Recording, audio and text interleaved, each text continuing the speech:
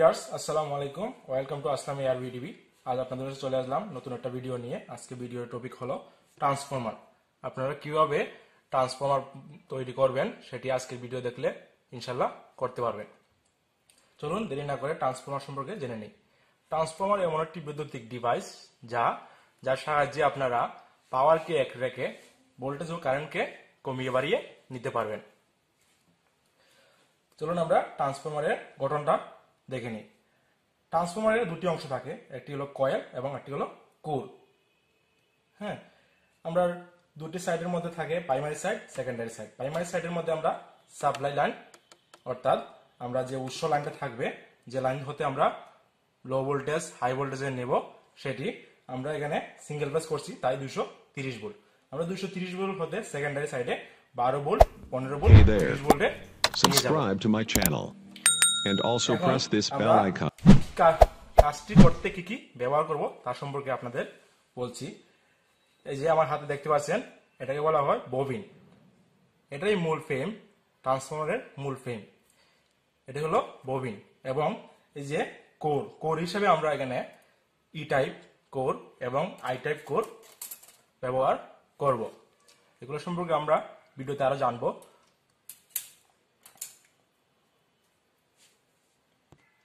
চলুন কাজটা শুরু করা যায়। কাজ শুরু করার সময় আপনারা অবশ্যই যে ববিনটি নেবেন সেই ববিনটির ক্ষেত্রফল বের করতে হবে। আমরা এখানে লিখে নিচ্ছি ববিনের ক্ষেত্রফল।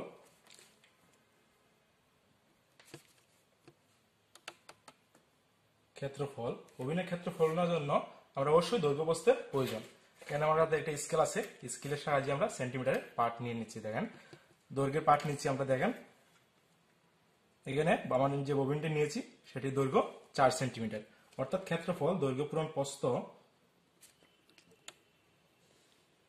প্রস্থ অর্থাৎ দৈর্ঘ্য আমার এখানে 4 সেন্টিমিটার এবং প্রস্থ দেখেন এখানে 3 সেন্টিমিটার। এখানে প্রস্থ 3 সেন্টিমিটার এবং সিএম বর্গ সিএম। এখানে আমার ক্ষেত্রফল দাঁড়াচ্ছে 12 সেন্টিমিটার বর্গ সেন্টিমিটার। তারপর আমরা যা করব, একটি ফেজ ববিনের ক্ষেত্রফল দ্বারা আমরা এক ভোল্টেজের জন্য আমরা কতটি কয়েলের ফেজ দিতে হবে, ফেজ সংখ্যা দিতে হবে তা আমরা বার করব। দেখেন এক ভোল্টেজের জন্য আমি লিখছি, এক ভোল্টেজের জন্য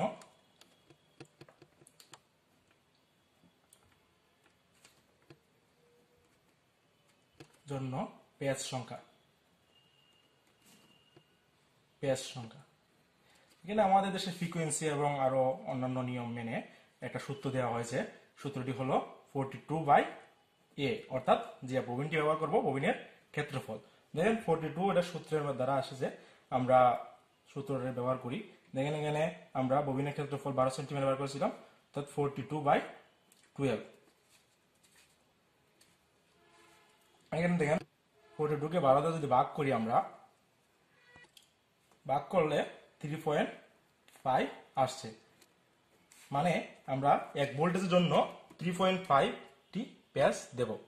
এখানে দেখতে পাচ্ছেন আমরা প্রাইমারি সাইডে ভোল্টেজ সংখ্যা হচ্ছে 230। এখানে দেখেন 230 ভোল্টের জন্য আমরা কতটি ফেজ দিব। 230 ভোল্টের এর জন্য ফেজ 230 ইন্টু 3.5, 805টি ফেজ। অর্থাৎ আমরা যে 230 ভোল্ট ব্যবহার করব সেটির জন্য 805টি ফেজ সংখ্যা দিতে হবে। তারপর আমরা সেকেন্ডারি সাইডে যে ভোল্টেজগুলো নেব, দেখেন আমরা 12 ভোল্টেজের জন্য, 15 ভোল্টেজের জন্য, 30 ভোল্টের জন্য আমরা ফেজ সংখ্যা বার করে নিই। দেখেন 12 ভোল্টেজের জন্য ফেজ সংখ্যা 12 ইন্টু 3.5। আবার 15 ভোল্টের জন্য ফেজ সংখ্যা 15 ইন্টু 3.5। তারপরে 30 ভোল্টের জন্য ফেজ সংখ্যা 30 ইন্টু 3.5। এখানে দেখেন 12 সাথে 3 পয়েন্ট গুণ দেওয়াতে আমরা পাচ্ছি 42, আর 15 সাথে 3 পয়েন্ট গুণ দেওয়াতে আমরা পাচ্ছি 53 আর 30 এর সঙ্গে 3.5 গুণ দেওয়াতে আমরা পাচ্ছি 105টি পেজ।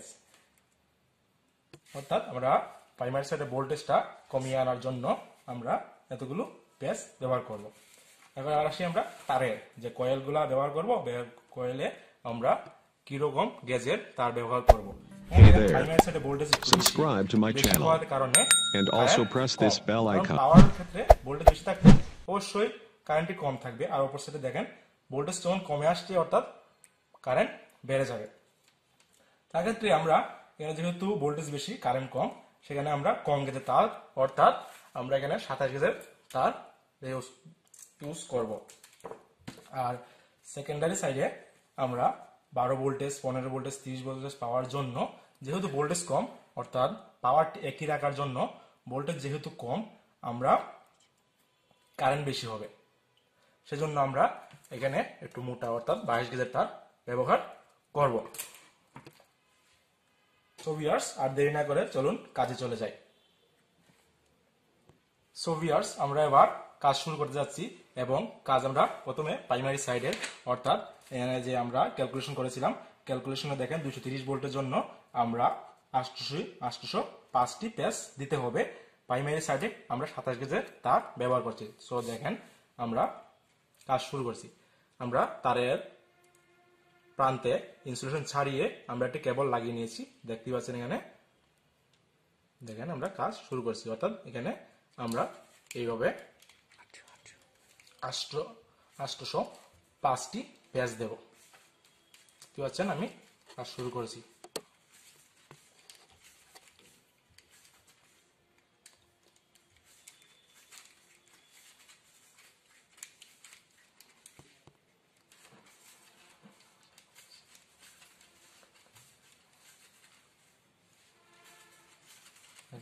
আমাদের কয়েল পেছানো প্রায় শেষের দিকে, আমাদের এই যে এখানে 800 হয়ে গেছে এবং এখন আমরা তারটি আলাদা করে ফেলবো। এখানে কয়েল পেছানো শেষ প্রাইমারি সাইডের। এবার আমরা নাইফের সাহায্যে এভাবে ইনসুলেশন ছাড়িয়ে নিচ্ছি। দেখেন আমরা ইনসুলেশন ছাড়িয়ে নিচ্ছি এবং সেখানে একটি কেবল জুড়ে দেব। দেখতে পাচ্ছেন ভিউয়ার্স আমি তারের সঙ্গে একটি কেবল জুড়ে দিচ্ছি। আপনারা পারলে সোল্ডারিং করে নেবেন।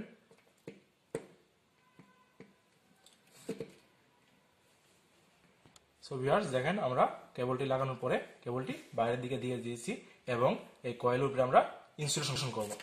ইনসুলেশনের জন্য আমরা এখানে ফাইবার ইউজ করছি, যেটা নমনীয়, সেটাকে আমরা ইনসুলেশন হিসেবে ব্যবহার করছি। দেখেন আমরা সাইজ মতো কেটে নিয়ে আমরা কয়েলটিকে ইনসুলেশন করব।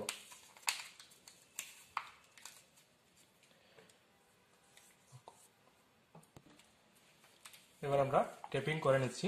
ইনস্টল করার পরে আমরা দেখেন ভালোভাবে টেপিং করে নিচ্ছি।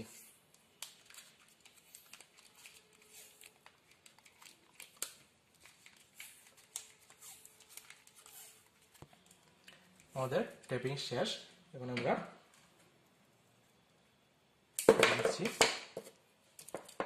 দেখতে পাচ্ছেন বন্ধুরা আমাদের এখানে প্রাইমারি সাইড অর্থাৎ প্রাইমারি সাইডের কাজ শেষ এবং সেখানে আমাদের প্রাইমারি সাইডের ভোল্টেজ ছিল 230 এর জন্য আমরা 800 পেজ দিয়েছি এবং শুরুর প্রান্ত এবং শেষ প্রান্ত আমরা কেবলের সাহায্যে আলাদা করে নিয়েছি।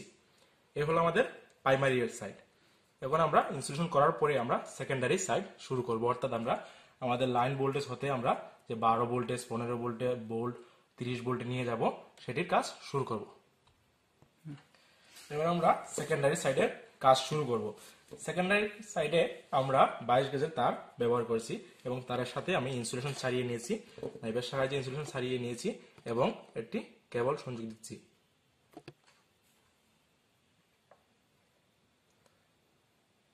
এবং আমি সেকেন্ডারি সাইডে কাজ শুরু করতে চাই। দেখেন আমি কেবলটা আগের মতো বাইরে বের করে নিচ্ছি এবং এখানে আমরা দেখেন পেজ সংখ্যা আমরা দেখেন 12 ভোল্টের জন্য আমাদের 42টি পেজ দিতে হবে। শুরু করি আমরা 42টি page. Hey there. Subscribe to my channel. And also press this bell icon. So viewers, আমাদের এখানে 42টি পেজ শেষ হয়েছে, যা আমরা 12 ভোল্টেজের জন্য দিয়েছি। এবার আমরা এখান থেকে এটা 12 ভোল্টেজের জন্য একটা টার্মিনাল বের করে নেব। আগে আমি এখানে ইনসুলেশন ছাড়িয়ে নিই। তো ভিউয়ার্স, আমরা নাইফের সাহায্যে সেখানে ইনসুলেশন ছাড়িয়ে নিয়েছি। এবার সেখানে আমরা একটি কেবল লাগিয়ে দেব। দেখেন ভিউয়ার্স, আমি কেবল লাগিয়ে দিচ্ছি এবং সেটি আমাদের 12 ভোল্টেজের জন্য।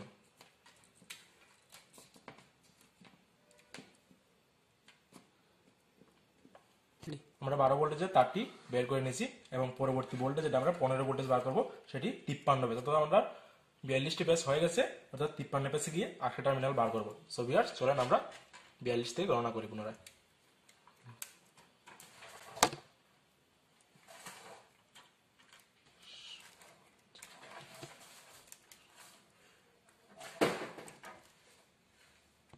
সো ভিউয়ার্স, এখানে আমাদের 53 পেজ শেষ হয়েছে, অর্থাৎ আমরা 1 থেকে শুরু করে 42-এ বার করেছি এটা টার্মিনাল এবং 53-তে 8টি টার্মিনাল বার করবো, যেটি 15 ভোল্টেজের জন্য।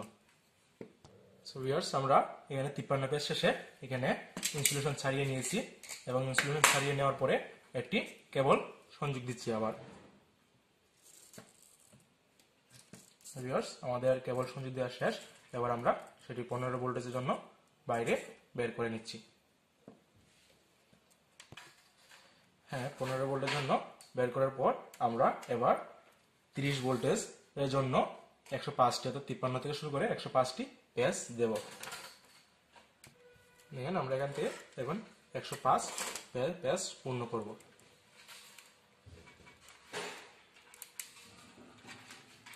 সো ভিউয়ার্স, আমাদের 105 পেজ সম্পূর্ণ হয়েছে, অর্থাৎ এখানে 30 ভোল্টের জন্য আমরা 105টি পেজ সম্পূর্ণ হয়েছে। অর্থাৎ আমরা এখানে কয়েকটি কেটে নেব এবং তারের ইনসুলেশন ছাড়িয়ে এখানে একটি কেবল জুড়ে দেব। সো ভিউয়ার্স, আমরা ইনসুলেশন ছাড়িয়ে নিয়েছি এবং একটি কেবল সংযোগ দিয়েছি। দেখেন, এবার আমি সেটি বার করছি। দেখেন, আমাদের শুরুর প্রান্তে টার্মিনাল ছিল সেটি, এবং এখান থেকে আমরা 42টি পেজ দেওয়ার পরে একটি টার্মিনাল বের করেছি, যেটা 12 ভোল্টেজের জন্য। তারপরে আমরা 53টি পেজ দেওয়ার পরে আমরা একটি টার্মিনাল বের করেছি, যেটা 15 ভোল্টেজের জন্য, এবং 105টি পেজ দেওয়ার পরে আমরা যে টার্মিনালটি বের করেছি সেটি হলো 30 ভোল্টেজের জন্য। অর্থাৎ আমাদের সেকেন্ডারি সাইডের কয়েলের কাজ শেষ। এবার আমরা ইনসুলেশন করব। সো ভিউয়ার্স, আমরা এবার ইনসুলেশন করে নিচ্ছি ভালোভাবে।